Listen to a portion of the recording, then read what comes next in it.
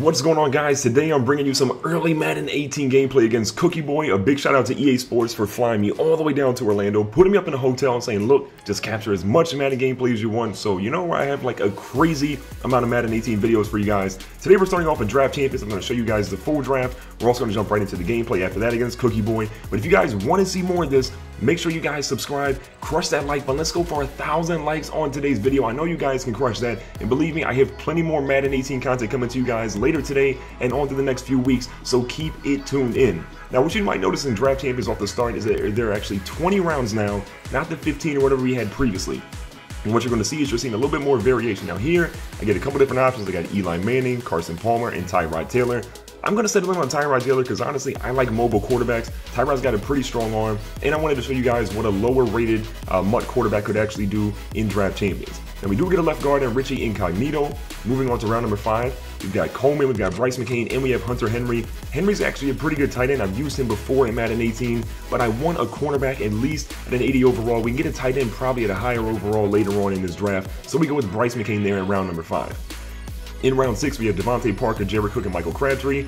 All pretty good options if you ask me, but honestly, I think Devontae Parker is going to be the move here. I like his stats the most. I like a guy that has a little bit more speed at the wide receiver position, and he'll probably play in the slot for me. I doubt he'll be my top receiver in this draft. Now in round number 7, we got David DeCastro. I'm a Steelers fan, so I got to have at least one Steeler on my team. But look at this, in round 8, we get a Legends round. So Chris Carter, Anthony Munoz, and Warren Moon. Now I already have a quarterback, so I'm not going to pick Warren Moon. I want to try out Chris Carter, haven't yet used him, so I'm pairing Chris Carter with Julio Jones. I don't know who Cookie Boy is going to draft, but he better have 2 shutdown corners because I have 2 of the best receivers in the entire game. Now here we go with Martellus Bennett in round number 9. Moving on to round 10, Mike Evans is a beast, but Odell Beckham Jr. is also there. And I mean, don't sleep on Jarvis Landry. He's also really good in this game. But Odell Beckham Jr., I have got to get him. Look at the receivers I have right now. Chris Carter, Devontae Parker, Julio Jones, and Odell Beckham Jr. That is a crazy 4-wide receiver set to throw out at anybody. Cookie Boy better hope he has all the cornerbacks in his draft because he might be in trouble at this point. Now for a middle linebacker, we've got Lawrence Timmons there. Moving into round number 12, we're getting into the later rounds, moving past the halfway point. I have Gerald McCoy and Telvin Smith are the only guys I'm really considering, but to me, Telvin Smith makes the most sense here, so we get him at our right outside linebacker. In round 13, we have Christian Kirksey, Charles Johnson, and then Marcus Golden. Now I already have a middle linebacker. I kind of want Christian Kirksey, but I think Charles Johnson makes the most sense, so I'm looking at Kirksey again here. 80 speed is hard to pass up on. Golden's okay, but Charles Johnson's going to be the move here. We get a guy on our defensive line because we're going to need to get some pressure on Cookie Boy. Now here in round number 14, we see Isaiah Crowell, Marquise Lee, and Jack Doyle. Not super excited about getting an all-gold round here, but you know what? I don't have a running back. Isaiah Crowell will be okay for me. If I don't get anyone else, he'll at least be a serviceable running back. Now with Desmond Trufant here in round 15, he's the guy. There's no question in my mind. I want to check the other guys' ratings, but Trufant was definitely my go-to guy from the start. In round number 16, we have a couple of offensive linemen here, and then Chris Jones at the right end spot. And we already drafted a defensive lineman, so I go with David Bakhtiari here. In round 17, down to the final few rounds now, we see Alex Mack, Jarrell Freeman, and then we have Brandon Brooks as the right guard. Now, in terms of the right guard spot, I already have a right guard, so Brandon Brooks is completely out of the question for me. We have DeCastro there, and now we move Alex Mack to center. I pretty much got an offensive lineman that's an elite in every position except for my right tackle. Now, round 18, Des Bryant was, tempting me, but I already have 4 wide receivers. You know what? If I get Gronk, I get a 2 wide receiver set, so he made the most sense there. And then in round number 19, we have Sheldon Richardson is the only elite, and honestly, Eric Rowe, I don't really want him at this point, so Richardson makes the most sense. I have 3 good linebackers, and in the final round, I get blessed with 3 running backs. Devonta Freeman, 87 overall, is the highest rated running back, and my personal favorite out of those 3. So we choose him, and we're going to have an 82 overall team jumping into the game. So a quick look at my lineup again really quick. Chris Carter on the left, Julio Jones on the right, Tyrod Taylor at quarterback, and Devonta Freeman at running back. On defense, we have Tyrann Mathieu, Telvin Smith. We have Mr. King there at strong safety, which isn't a very good spot. But Bryce McCain and Desmond Trufant are my top 2 corners with 1 defensive lineman. It's an interesting team, but I've got guys at the linebacker positions in the secondary, and that's how I want to build my teams every single time. So without any further ado, let's jump into the game. Now, a big reminder, I'm going to have a game on my channel. Cookie Boy is also going to have a game on his channel, so if you want to see, more gameplay against me and Cookie Boy, make sure you guys check out his channel, which is down below in the description. I'm having a good first drive. Tyrod Taylor's out here slinging the rock. Nothing too crazy. The intermediate routes are looking good. We go across the middle again, and Julio Jones with a nice catch. So here, just outside of the red zone, go to a halfback screen. It's not open. We throw it deep instead, and we fooled him. I'm telling you guys, don't sleep on the halfback screens this year. If somebody's covering it, you might have a guy open a little bit deeper. Most people don't ever look deep, but that one paid off huge for me. Now look at Alex Smith. He's Alex Smith at the quarterback position. He's not exactly like slow, but he is an older quarterback. Now pressure is in his face. He throws a dot out here to his receiver.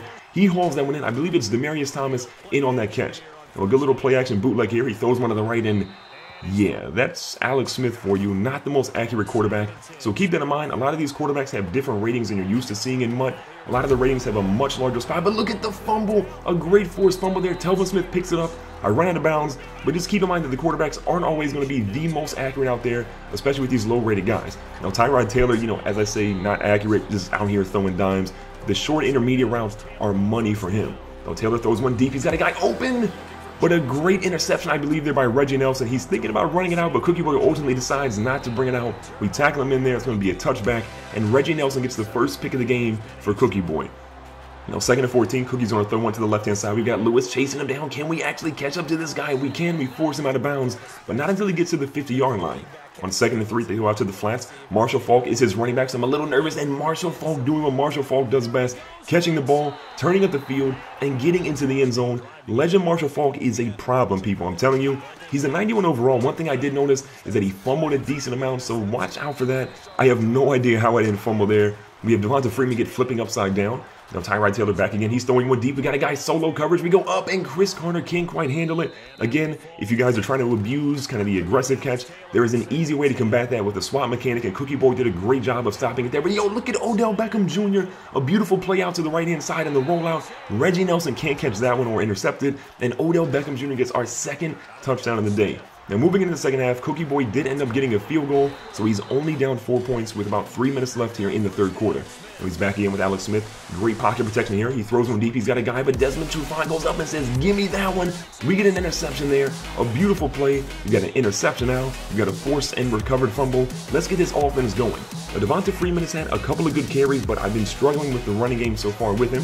And I get a nice little pass here to Chris Carter, and look at Chris Carter. Got a guy in front of him. Can he move him? He drops him. Chris Carter is running. He's going to hit the 30. He's going to hit the 20. He's going to hit the 10, and Chris Carter is into the end zone with 2 minutes left in the third. We get another touchdown, and we're now sitting pretty with a 2-score lead. This is what I'm talking about. Now Alex Smith throws one deep to the right, and Trufant nearly intercepts it. A great pass breakup throw on defense.